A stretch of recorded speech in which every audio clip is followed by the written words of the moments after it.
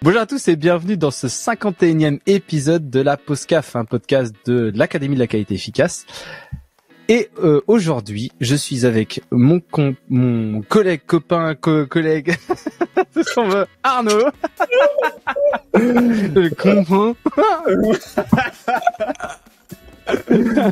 Bonjour mon copain. Bon, comment ça va aujourd'hui? Ça va bien, écoute. Ça va très très bien. Je suis super content d'être là à nouveau et de continuer dans cette continuation de live. De mon côté, ça a été une semaine chargée. Moi aussi. Semaine. Oui, ouais. De nos côtés, ça a été des semaines chargées. Chez des clients pour faire des projets déviation, les deux, non, c'est ça, hein? Déviation et pilotage aussi, pour le pilotage. coup, sur deux clients pour ma part, un déviation full et un autre pilotage déviation kappa. Voilà, moi déviation. déviation. Et donc aujourd'hui, on s'est dit que ça serait une bonne idée de parler de la revue d'efficacité des kappa parce que c'est vrai que c'est un problème qui revient souvent. Ouais, on sait pas trop ce qu'il y a derrière au final, hein. Bah après, c'est vrai que j'ai pas fait d'analyse réglementaire, j'ai pas eu le temps parce que t'as proposé le thème tout à l'heure, donc c'est dit pourquoi pas. Mais on en parle quand même, ça, enfin de mémoire comme ça, on en parle pas mal quand même à droite à gauche dans plusieurs textes. Oui. Donc c'est quelque chose qui est quand même demandé. Et c'est aussi quelque chose que tout le monde a du mal à faire. Alors, sauf peut-être dans là où j'ai vu où ça se faisait pas trop mal, c'est dans les grosses entreprises où il y a pas mal de ressources, où là, bah, du coup, ils ont ils ont suffisamment de ressources, de systèmes et de gens pour pouvoir faire ça. Et c'est plutôt fait en brute force, quoi. Ouais. Mais c'est ça qui est intéressant. Non, mais c'est pour ça que je voulais qu'on parle de ce sujet. C'est parce que tout le monde a entendu parler de la revue d'efficacité des kappa. C'est marqué dans les textes et il me semble même que c'est marqué assez clairement dans les BPF, qu'on fait notre podcast sur ce sujet-là. Mais par contre, la façon dont c'est fait est extrêmement différente d'un site à l'autre. Ça va de c'est pas fait du tout à effectivement on a plein de ressources, on a plein de moyens et on le fait. Je sais pas si c'est bien ou pas, mais on le fait quoi. Et des intermédiaires un peu bancals. Donc moi je voulais effectivement aujourd'hui qu'on discute toi et moi un peu et qu'on se challenge un peu là-dessus, parce que pour moi la revue d'efficacité des kappa, la première façon de je vois comment c'est fait, c'est au moment où on définit la kappa, on définit comment on va faire la revue d'efficacité. Déjà, en amont, il manque la notion de est-ce qu'on a vraiment besoin de faire une revue d'efficacité. Donc ça va être un premier point. Et ensuite, moi, la vraie question que je me pose, c'est est-ce qu'il faut définir, au moment où tu définis la kappa, la façon dont tu vas faire la revue d'efficacité, ou est-ce que ta revue d'efficacité de kappa, elle passe pas par autre chose qui serait, par exemple, la revue de récurrence de déviation? Je pose ça comme ça sur la table. Bah, c'est possible, mais juste comme ça, de premier abord, si tu fais une revue d'efficacité en regardant les déviations, bah là, t'es pile poil dans la qualité réactive sa mère, quoi. Ouais, ok. Bon, on a fait quelque chose et on attend que ça se reproduise et puis bah. Ok, très très intéressant. Mais peut-être qu'on peut commencer par déjà en amont. Quand est-ce qu'on doit faire une revue d'efficacité de kappa? Est-ce que pour chaque kappa, il faut faire une revue d'efficacité? Parce que quand sur les sites on dit chaque déviation égale au moins une kappa, puis après au moins une revue d'efficacité, ça peut vite devenir un engrenage de. Tu charges déjà deux actions par déviation. Exactement. Donc toi, c'est quoi ton avis là-dessus et comment est-ce que tu challengerais la notion de on fait une revue d'efficacité ou pas? Et il fut un temps, j'avais fait j'utilise toujours un peu quand on me demande, j'utilise toujours qu'on appelle ça, ce flowchart, ce logigramme pour savoir si on doit en faire une. Et bah, je peux pas le projeter parce que le truc à projeter, il fonctionne plus sur le logiciel là, mais bon, tant pis. Et en fait, ça dépend, d'après moi, ça dépend de la gravité de la déviation et surtout, finalement, de sa fréquence. Ouais. Enfin, de son occurrence, parce que déjà si c'est une déviation qui a une fréquence faible,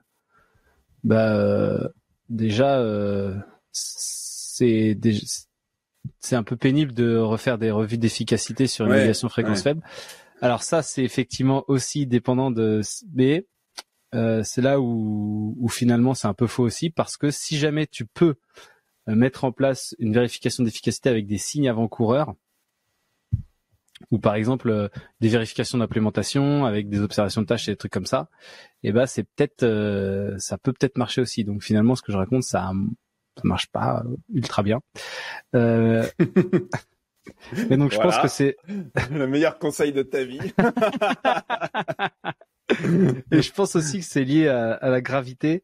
Après, ça fait un flowchart qui fonctionne, hein, donc si jamais t'es dans difficulté, tu prends ça et puis ça fonctionne. Mais ouais, et du coup la gravité, c'est-à-dire que à mon avis, il faut le faire sur les déviations qui sont plutôt avec une gravité forte, voire avec une gravité moyenne, mais pas faible, quoi. Ouais. C'est intéressant ton truc parce que effectivement. Déjà, la première difficulté sur les sites, c'est on va pas se mentir, hein, il y a beaucoup de sites qui sont déjà en retard et qui ont déjà du mal à faire juste les CAPA. Donc, effectivement, premier conseil, c'est n'allez pas surcharger votre process CAPA avec des revues d'efficacité là où c'est pas nécessaire. Maintenant, moi, il y a un truc dans ton flowchart je trouve qui manque, c'est la notion de détectabilité. Pourquoi ? Parce que comment est-ce que tu peux mesurer une efficacité si, par exemple, tu as une détectabilité qui est pas bonne et donc, en fait, tu vas avoir du mal à détecter si ton problème revient. Alors, effectivement, dans notre approche d'évaluation des déviations, on a cette matrice gravité, occurrence, détectabilité. Et quand tu as une détectabilité qui est pas bonne, on conseille plutôt entre autres, de travailler sur des CAPA pour améliorer la détectabilité. Une CAPA où tu améliores la détectabilité, tu peux pas forcément faire une revue d'efficacité à part dire on détecte mieux le problème. Mais bon, c'est pas forcément le mieux. Mais en tout cas, est-ce que tu l'as détecté une fois de plus depuis que t'as fait cette CAPA ? Si c'est vrai, ça marche. Non mais c'est vrai. Mais tant que t'as pas amélioré ta détectabilité, ça me paraît difficile d'évaluer l'efficacité d'une CAPA qui va éliminer le problème. Parce qu'en fait, si tu le détectes déjà pas, compliqué. Après, je suis assez d'accord avec toi que sur un problème où on a une gravité faible, c'est pas là qu'il faut se surcharger à mettre des revues d'efficacité. Déjà, mettre en place une CAPA, ça se pose la question dans certains cas, et tu peux essayer de faire cette CAPA sans forcément faire une revue d'efficacité. Et c'est là où je suis assez d'accord avec toi que on peut commencer à se poser la question quand on a une gravité moyenne ou forte. Mais faible, il faut déjà direct se dire on fait pas de revue d'efficacité. Pourquoi ? Parce qu'encore une fois, la gravité est faible. On peut entre guillemets accepter de prendre le risque que ça revienne. Et donc ça c'est assez intéressant.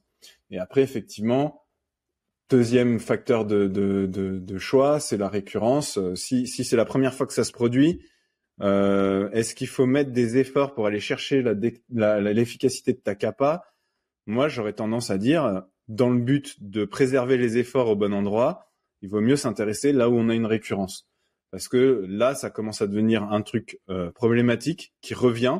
Et donc, quand on met en place une CAPA, il faut s'assurer qu'elle est efficace parce qu'on veut plus que ça revienne. Donc, ces éléments sont assez importants. Je pense que tu as raison là. Les détectabilités, la détectabilité, en fait, faut pas l'intégrer dans la revue d'efficacité des CAPA. Par contre, il faut absolument, quand tu as une déviation qui a une détectabilité faible, c'est-à-dire qui est détectée par chance, c'est 100% par hasard, quoi.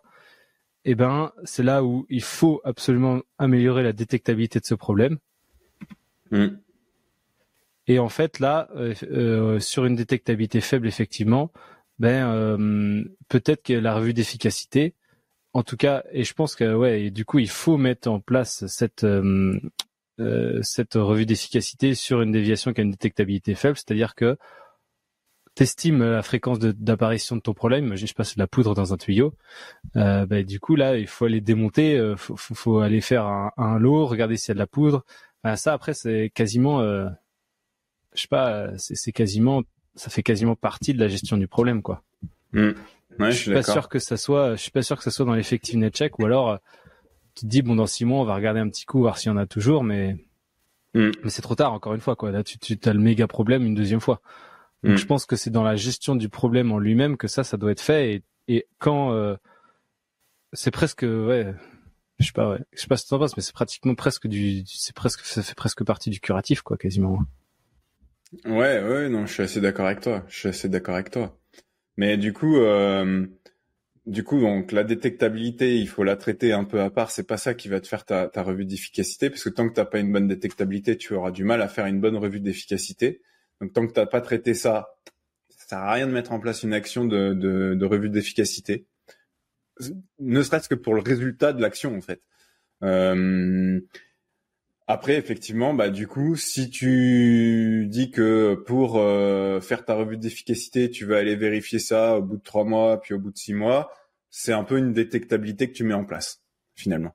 Tu mets en place un contrôle en plus, une détection en plus sur ce genre de problème. Tu vas aller vérifier quoi au bout de 3 mois et 6 mois? Ah oui, tu vas aller vérifier si c'est là, quoi. Ouais, voilà, si t'as ta poudre, comme tu disais, dans ton bureau, Mais ton du coup, c'est chiant. tuyau. Enfin, ouais. C'est chiant parce que c'est pas une efficacité à 100%, c'est nul, quoi. Non, c'est clairement faire nul. ça. C'est clairement nul. Et après, moi, j'ai un autre sujet, c'est que définir comment tu vas évaluer l'efficacité de ta capa, c'est là-dessus que les gens ils butent le plus, finalement. Pour plusieurs raisons, mais l'une des premières raisons, c'est que souvent, en fait, dès que tu te plantes sur la définition de ta capa, si on te dit, ma capa, ça va être de reformer les gens, ou ma capa, ça va être de mettre à jour la procédure.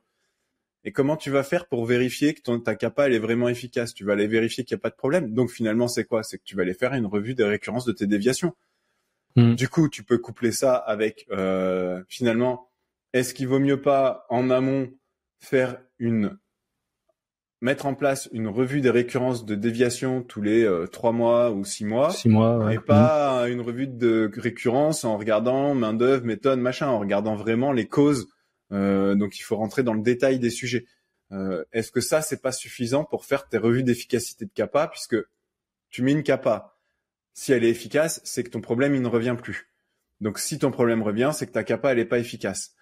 Alors, quand je t'en ai parlé tout à l'heure en off, tu m'as dit ouais, mais ça c'est de la qualité réactive et pas proactive. Et je suis totalement d'accord. Mais sur beaucoup de sites, déjà de faire ça, c'est un gros pas en avant sur l'efficacité des capas, et ils seront pas capables d'aller faire plus parce que ils sont déjà sous l'eau sur leurs activités.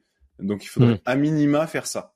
Non, ouais, de toute façon, la revue d'efficacité, enfin la revue périodique des déviations pour évaluer ta récurrence, c'est ultra important finalement. C'est des trucs que tu peux peut-être rater dans ton évaluation quotidienne. Il faut quand même regarder, parce que des fois, en macroscopiquement, tu as des trucs qui vont apparaître après investigation justement aussi. Tu as des trucs qui vont apparaître avec des causes similaires qui se manifestent de différentes façons. Et donc ça, c'est effectivement ultra important à faire, quoi. Là, tu peux pas y échapper. C'est même, en fait, c'est ça. Alors, est-ce que vendre ça comme Kappa Effectiveness Check 100%, quoi? Je pense que ça s'achète pas. Moi, je l'achète. 100%. Du coup, c'est Monsieur Huck, dans votre site, comment vous vérifiez l'efficacité de vos Kappa? Moi, je le dis, en fait, notre analyse de récurrence de déviation, et sur les déviations récurrentes, on considère que nos capas n'ont pas été efficaces. Et en fait, pourquoi j'achète? Parce que quand tu pars d'un site où il y a rien, il n'y a pas de revue d'efficacité de capa déjà en place. Faire une revue d'efficacité capa par capa, tu sais que ça va pas être possible. Au bout d'un moment, il faut aussi avoir une mise en place concrète et réaliste des choses, et par étapes. Donc, en fait, je l'achète si tu pars de j'ai rien en place. Et donc, la première chose que je fais, c'est faire cette revue de récurrence. Et puis, au bout de 1 ou 2 ans où je commence à avoir gagné un peu en efficacité sur mes déviations, sur mes capas, j'ai moins de récurrence, là, tu peux commencer à faire rentrer dans du proactif, capa par capa. Franchement, moi, je trouve sur tes déviations, gravité forte, fréquence forte, c'est pas ouais, ok, c'est pas ça qui va. T'en as pas beaucoup par an, en vrai. T'en as selon les sites, je sais pas, entre 20 et 0, quoi. Ouais, ok, sur tes pires déviations de l'année, quoi. Beaucoup. Voilà. Ça, je pense, c'est quand même assez intéressant. C'est quand même assez intéressant de se poser la question quand tu mets en place, après ton énorme investigation, et vu que t'as fait une grosse investigation bien efficace, t'as réussi à trouver plein de leviers pour pouvoir améliorer le problème. il y en a bien un ou deux que tu vas pouvoir capitaliser dessus pour faire une effectiveness check. Ok. Donc finalement, si j'essaye de simplifier ce que tu viens de dire, c'est déviation critique. Même quand on a un site qui avait rien, il faut aller mettre de la kappa effectiveness check kappa par kappa. Mais des déviations majeures, tu fais comment? Parce que là, on va être dans des gravités moyennes. Je veux dire, quand tu as un site, je sais pas, qui a 1000 déviations par an, et dont 30% des déviations sont des majeures, ça fait 300 déviations. Derrière, tu vas forcément ou très probablement avoir des kappas pour ces déviations-là, parce que c'est là où il y a le plus d'enjeux à s'améliorer. Donc, au minimum 300 kappas, on va dire, sur le site. 300 kappas, donc 300 revues d'efficacité par an. Putain, c'est chaud. Ouais, non, alors là du coup je te suis là-dessus. On va peut-être pas faire ça à chaque fois. Et en fait, on va rejoindre un truc que l'ami Nicolas, qui va certainement se rejoindre à un moment donné, il m'a envoyé un document. Attends, j'ai trouvé le nom exact. Hop, un document ultra intéressant sur une critique de voilà, hop là, une critique des kappas. Je sais pas si c'est vraiment une critique, mais kappa Process Improvement par le Medical Device Innovation Consortium. Ouais. Et effectivement, c'est dans ce papier, ils font une critique assez salée du processus de gestion des kappas. Et au final, au-delà de certains autres points, mais au final, ce qu'ils disent, c'est que t'as ton système de kappa un peu de routine, tu vois, où là, effectivement, t'as des problèmes, tu mets des kappas, tu les fais, et puis c'est pas des gros trucs. Et de temps en temps, tu vas avoir des déviations ou des rappels de l'eau ou des trucs comme ça, ou enfin des trucs méga gros. Et là, en fait, c'est là où en fait tu arrêtes un petit peu tes personnes qui sont en train de faire de la merde. T'arrêtes un peu oui, pas faire de la merde, mais t'arrêtes tes personnes pendant un certain temps et tu les fais bosser et t'organises un peu l'investigation pour faire un gros truc, quoi. En fait, c'est nous ce qu'on voilà, encore une fois, c'est là en gros t'as ta déviation critique fréquente indétectable. Voilà, en gros, c'est un peu ça, mais ça peut arriver de différents trucs. Ça peut être un rappel d'eau, enfin bref, ça peut être plein de trucs comme ça. Quelques trucs comme ça, pas plein. Et donc finalement, ça, c'est ça en fait ce qu'ils appellent, enfin c'est ça en fait d'après eux la vraie kappa, quoi. Enfin le système kappa lourd, où c'est là où tu dois faire ton effectiveness check, tu dois déployer tout ce que tu peux pour régler à 100% le problème et être sûr à 100% que ça arrive plus jamais, quoi. Et finalement, c'est ça qui serait intéressant, c'est que peut-être finalement dans tes kappas normales, enfin dans ton système kappa quotidien, quoi, le petit système, je sais pas si on peut appeler comme ça, et finalement t'aurais effectivement pas besoin de faire de revenu effectiveness check et tu gérais ça avec une étude de récurrence biannuelle des déviations. Et lorsque tu déploies, parce que plein de sites appellent, je sais pas moi, des MRP, des RCA, je sais pas, il y a tous les acronymes possibles, des méga grosses investigations, comment on appelle ça, avec des experts c'est 4 déviations par an ultra critiques, où faut aller vraiment tuer le truc, quoi. Faut aller tuer le truc. Là, absolument. Du coup, tu mets des effectiveness check dessus, quoi. Et finalement, t'es majeur. Donc tu passes de 300 kappas où tu mets une revue d'efficacité à peut-être une dizaine ou une vingtaine, grosso modo sur l'année. Et là, ça devient quelque chose de réaliste. Et c'est intéressant parce que du coup, moi, ça me fait penser que, tu sais, dans notre approche élémentaire, on a nos matrices. Finalement, on pourrait très bien faire une matrice besoin de revue d'efficacité. Parce que tu peux avoir une majeure sur laquelle t'as pas besoin de faire une revue d'efficacité de kappa et une majeure où tu as besoin, en fonction justement de la récurrence du problème ou de la détectabilité. Et en fait, pour des gravités moyennes, tu peux avoir plusieurs cas de se dire est-ce que je fais une revue d'efficacité ou pas. Et là, tu arriverais dans effectivement tes cas les plus critiques. Donc quand on est, je vois ma matrice en bas à droite, c'est-à-dire que c'est très grave, très récurrent et peu détectable. Là, c'est même pas faudrait en faire une, c'est obligatoire. Et donc tu aurais peut-être plusieurs niveaux, c'est non, il n'y a pas besoin d'en faire une. Le max c'est obligatoire, il faut absolument faire des revues d'efficacité des kappas. Le niveau intermédiaire, ça serait à minima faites une revue des récurrences de vos déviations. Et j'en ai une autre pour toi aussi, parce que si jamais tu fais des observations de tâches régulières, et donc les observations de tâches où tu vas d'abord regarder comment tu es censé le faire, parce que tu as modifié tes procédures, tu regardes ta procédure, les mecs sont censés faire comme ça, tu fais tes observations de tâches, et là, boum, tu peux détecter que le gars, il fait pas exactement comme on avait décidé dans la dernière capa, parce que tu as été regarder la documentation qui a été modifiée suite à la dernière documentation, blablabla. Et finalement, tu peux arriver à voir le truc arriver avant que ça arrive, quoi. Et ça, c'est intéressant ce que tu es en train de me dire, parce que moi, ça me fait penser à un sujet sur lequel j'étais intervenu là sur la réduction des erreurs humaines. On avait mis en place les observations de tâches et j'avais expliqué que les observations de tâches, ça pouvait être utilisé en proactif, utilisé dans le cadre des investigations et utilisé pour s'assurer que les CAPA qu'on a décidés sont vraiment suivis.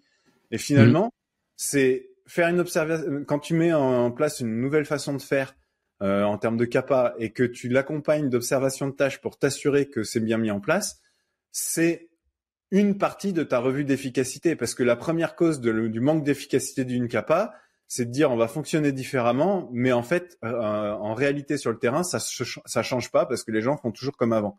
C'est pas toute la revue d'efficacité, parce que tu peux définir un nouveau mode de fonctionnement, vérifier que ce mode de fonctionnement il marche, non, il est suivi, mais par contre il marche pas.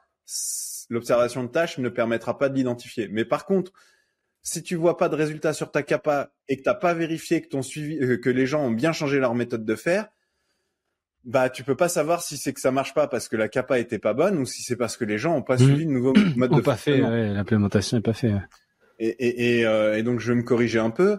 L'observation de tâches pour vérifier que la CAPA elle est bien, le nouveau mode de fonctionnement est bien en place, c'est pas une revue d'efficacité, ça fait partie de ta CAPA et tu peux pas approuver et clôturer ta CAPA tant que tu t'es pas assuré que les gens ont vraiment changé la manière de faire, parce que changer la manière de faire sans s'assurer que sur le terrain c'est suivi d'efficacité, enfin suivi de réalité, bah ça veut dire que ta CAPA elle est pas finie quoi.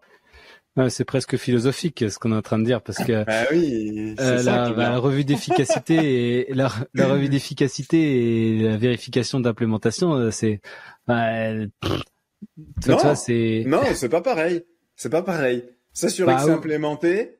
Tu peux pas faire une revue d'efficacité si tu t'es pas assuré que c'est bien implémenté. Mais c'est ça que je veux dire. Suis d'accord, mais des fois, enfin, le fait que la CAPA elle ait pas fonctionné parce que t'as pas réussi à l'implémenter, ça marche aussi. Enfin, c'est-à-dire que soit ça a été bien implémenté au début, mais c'était tellement nul à chier que les mecs ils se sont dit non mais attends, on va pas continuer à faire cette merde. Et du coup, bah tu sais, finalement c'est pas efficace parce que les gars ils continuent à faire autre chose qui fonctionne pas quoi. Ok, ouais. Ce qui m'amène à une autre réflexion. Qu'est-ce que tu fais quand ta revue d'efficacité, montre que ta CAPA n'a pas été efficace? Est-ce que dans la pharma, est-ce que sur les sites, on a un process pour traiter ça? Une déviation. Je suis pas sûr que ce soit une déviation qu'il faut ouvrir. Mais dans ce cas-là, il faudrait faire comme dans une déviation, une analyse pour comprendre pourquoi ça marche pas. Donc aller recreuser un peu, peut-être pas les causes, mais les causes de non-fonctionnement de la CAPA pour redéfinir une meilleure CAPA. C'est pas forcément le process déviation, c'est un process qui n'existe pas. On est en train d'inventer un nouveau process qualité dans l'industrie pharmaceutique là.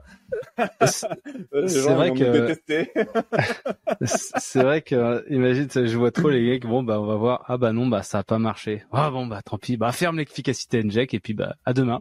et tu mets que ça a pas marché. C'est comme les capas d'essai de faisabilité. Il faudrait voir si on peut pas faire une faisabilité pour automatiser ce truc-là dans la machine. Bon, on peut pas. Voilà. Okay.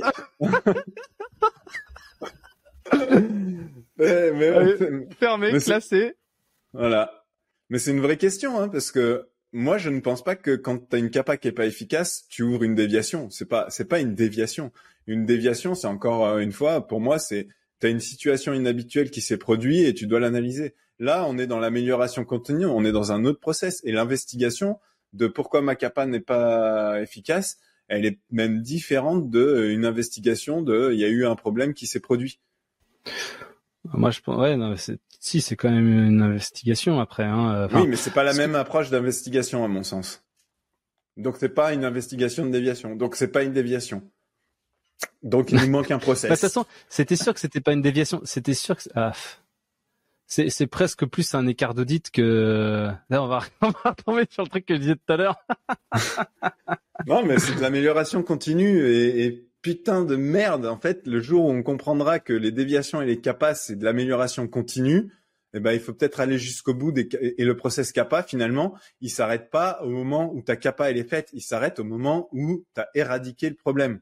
Parce que si tu mets des CAPA, dans le but uniquement de mettre des CAPA, bah, c'est de la merde. Alors que si tu mets des CAPA dans le but d'éradiquer les problèmes, là, tu fais de l'amélioration continue. Non, mais c'est clair. Ouais. Et c'est vrai que moi, pendant des années, je me disais, bah, le process CAPA, c'est juste piloter des actions. Non, c'est pas vrai. Le process CAPA, c'est plus complexe que ça. Et il y a et finalement, tout ce que j'ai dit de qu'est-ce que tu fais quand il y a une revue d'efficacité qui est pas efficace, qui montre que ta CAPA est pas efficace, bah, tu poursuis ton process CAPA vers une recherche de cause de pourquoi c'est pas efficace et définir peut-être une nouvelle CAPA sur la base de cette recherche de pourquoi c'était pas efficace. Et c'est pas dans un process de déviation, ça devrait être dans le process CAPA, à mon sens. Enfin, je pose ça là comme ça. Hein. Ce qu'il faudrait qu'on fasse, c'est parce que on est en train d'un peu tourner quand même un peu autour du pot sur comment on fait pour vérifier l'efficacité des CAPA. Ce qu'il faudrait qu'on fasse, c'est qu'on prenne, je sais pas moi, faudrait qu'on regarde dans une base de données, qu'on prenne plein de CAPA et qu'on dise ça, comment on ferait pour vérifier l'efficacité, ça, comment on ferait pour l'efficacité. Très bonne idée. On pourrait faire ça parce que là on n'aura pas le temps, mais pour le prochain live, on pourrait se prendre une dizaine de CAPA et dire bon bah comment est-ce qu'on vérifie l'efficacité. Alors on va éviter les CAPA de resensibilisation. Bah, il y en a plein, ça sera. Après, il y en a plein, effectivement, on pourrait faire des observations de tâches, là, c'est pas mal. Enfin, il y en a, c'est pas, après, il y a toutes les capacités. Tu fais une revue de moyens, pas de résultats, là, avec l'observation de tâches. Bah, en fait, tu le fais, sinon, après, l'étape d'après, c'est regarder tes récurrences de déviation, mec. Ah bah voilà. Ah bah voilà. Bah, c'est ça, mais c'est proactif, au moins, ça. Ouais, c'est vrai. Donc, tu sais, c'est une étape intermédiaire. Tu regardes dans 3 mois si c'est bien fait ou si enfin, tu vois. Après, t'as tout ce qui est, t'as tout ce qui est technique, là, bah là, du coup, tu peux essayer quand même de voir s'il y a des dérives sur des mesures. Tu sais, genre, je sais pas, le truc qui se dessert, la distance augmente, le pas diminue. Enfin, tu vois, t'as plein de trucs comme ça qui peuvent se faire. Donc ça, c'est assez facile, finalement. Enfin, c'est assez facile. Mais moi, je vais poser un autre point complexe sur ça. Et c'est là où justement, je pense que en fait, le process CAPA, il faudrait qu'on se pose et qu'on mette à plat un peu ce process CAPA. C'est que quand tu es dans une déviation, que tu as 30 jours pour investiguer, que les mecs, ils investiguent et que 3 jours avant la clôture des 30 jours, ils ont ah ça y est, on a la cause. Bon bah on définit la CAPA. On a 3 jours pour définir la CAPA plus le moyen de revue d'efficacité. Ils auront jamais le temps ni ils feront jamais l'effort de bien définir à la fois la CAPA et la revue d'efficacité. Bah, ça, c'est un problème. C'était un problème chez un client, ça, où en fait c'était des gars en prod qui faisaient les investigations et ils étaient ultra challengés sur les 30 jours, ultra challengés. Ouais. Et donc ils font leur investigation et finalement, bah, ils arrivent à la fin de l'investigation, boum, il faut définir la CAPA. Du coup, ils mettent n'importe quoi, ils assignent ça à n'importe qui et hop là, ils ferment la déviation. Fou. Voilà. Et finalement, il y a un énorme problème de les CAPA, ça sert à quoi? Enfin, tu vois, il y avait un énorme problème là-dessus. Quoi. Ouais. Mais parce que, et on revient à des épisodes précédents où je disais, finalement, dans ton process déviation, dans tes 30 jours, tu devrais avoir 30% qui devraient être à définir la bonne CAPA. Et sa revue d'efficacité, du coup. Parce que vraiment, définir CAPA par CAPA le moyen de contrôler son efficacité, c'est vraiment pas facile.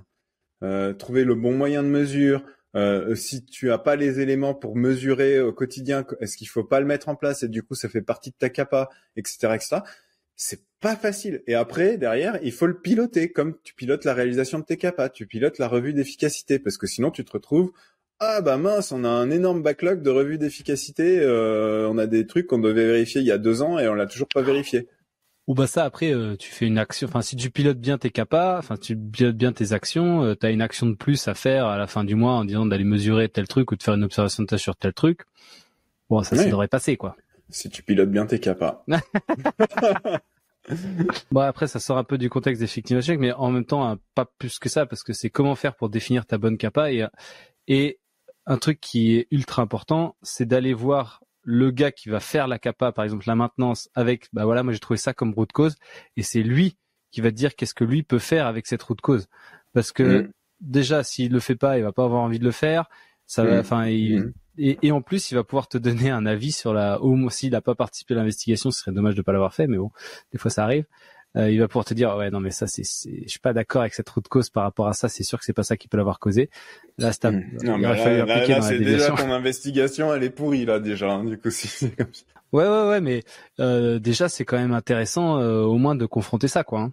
Ouais, c'est clair. Donc, mec, ça fait déjà 31 minutes qu'on est en train de discuter de ça. Je t'avais dit, hein, tu m'as dit, moi, je suis à sec, est-ce qu'on va réussir à tenir une demi-heure? Bien sûr. Et là, tu vois, on a même notre sujet pour la semaine prochaine, c'est il faut qu'on trouve des CAPA et qu'on essaye de voir qu'est-ce qu'on ferait comme revue d'efficacité. Et c'est chaud, hein. Envoyez-nous vos CAPA, qu'on les regarde. Ça fait je sais pas combien de temps qu'on dit ça, mais il y a plein de gens qui sont venus me voir, qui m'ont envoyé des messages pour donc c'est cool, mais ce qui serait cool, c'est que vous m'envoyez des CAPA là. Grave. Merci à tous de nous écouter régulièrement. J'ai eu un peu de retard sur la publication du live de la semaine dernière, mais je vais le faire bientôt. N'oubliez pas pour nous aider toutes nos affaires, hein, et abonnez-vous, écoutez, réalisez notre newsletter, diffusez, likez, parlez-en à vos collègues si jamais il y a des réflexions intéressantes, voilà. Mais il y a beaucoup de gens, hein, qui en parlent, que ce soit la newsletter ou les lives. Moi, souvent, quand j'arrive sur les sites, il y a beaucoup de gens qui nous écoutent, qui nous lisent et et ça les aide dans leur réflexion au quotidien. Ça, c'est super et c'est toujours intéressant d'avoir ces retours parce que au bout d'un moment, nous on fait ça. Est-ce que ça sert ou pas? On sait pas. Donc merci pour ces retours. Si vous avez envie de nous soutenir, n'hésitez pas à nous contacter aussi. Voilà pour la partie sponsoring de nos contenus. Il n'y a pas de souci. On est complètement ouvert à ça. Et puis, par rapport à ce qu'on a discuté la semaine dernière sur le questionnaire culture qualité, bon, en ce moment, vous l'aurez compris, on est pas mal occupé en mission, mais c'est toujours sur le feu et c'est bientôt prêt pour sortir. Yes. Bon allez, merci beaucoup et à bientôt, à la semaine prochaine pour un prochain épisode. À bientôt.